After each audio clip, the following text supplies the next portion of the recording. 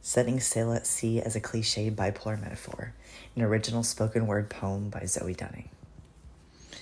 I've never been one to handle the highs and lows of life well.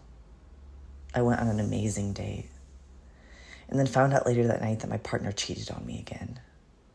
He couldn't control his selfishness or deceitfulness for longer than a week, but had endless opportunities to be ethical.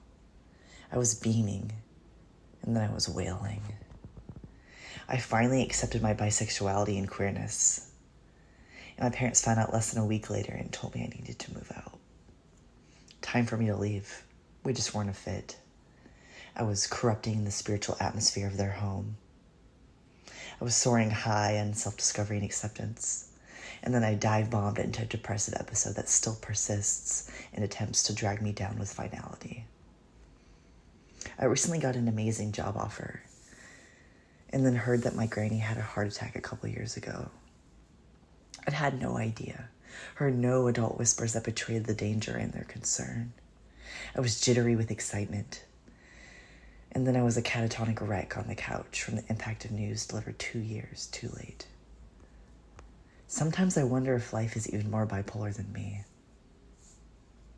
But none of these turbulent events can compare to the sharp divide within me, the roiling waves of emotion I ride day in and day out, desperately attempting to grasp any semblance of sanity and stability. A lifetime of my hands tied behind my back as the steering wheel spins wildly and the helm of my boat plows straight through situations, finances, relationships, leaving a wake of devastation and shameful, tight-lipped apologies. I don't know why I'm like this. I'm sorry, I utter again and again as I repeat the same pattern of self-destructive behavior again and again. Impulsivity gnaws at me, chewing and tearing a widening chasm in my chest. Can you feel my pain now? Can you see my bleeding heart like you hear the cliches I write dripping down the page? But no one ever can. Behind the smooth, detached mask I wear, between my manic outbursts and depressive episodes, I fight daily, bloody battles, many casualties, very little territory conquered. Most days end with seemingly sound defeat and a lifted white flag. I surrender. I give in to the itch of irritation and anger, the high of impulsivity, the intoxicating joy of life and self-assurance. Then I lie down and let despair, self-loathing, and hopelessness wash over me. Between my breaths of elation and anguish choking, I sometimes experience rare stability.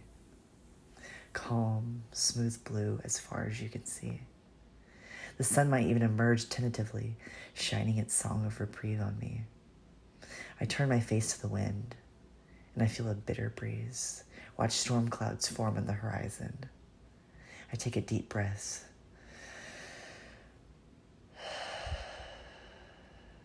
inhaling strength and certainty and exhaling doubt. Here I go again. This time, I will cover more ground and persist a little longer. And when the waves rise to meet and swallow me, instead of fighting, surrendering, and drowning, I will inhale strength and certainty and exhale doubt.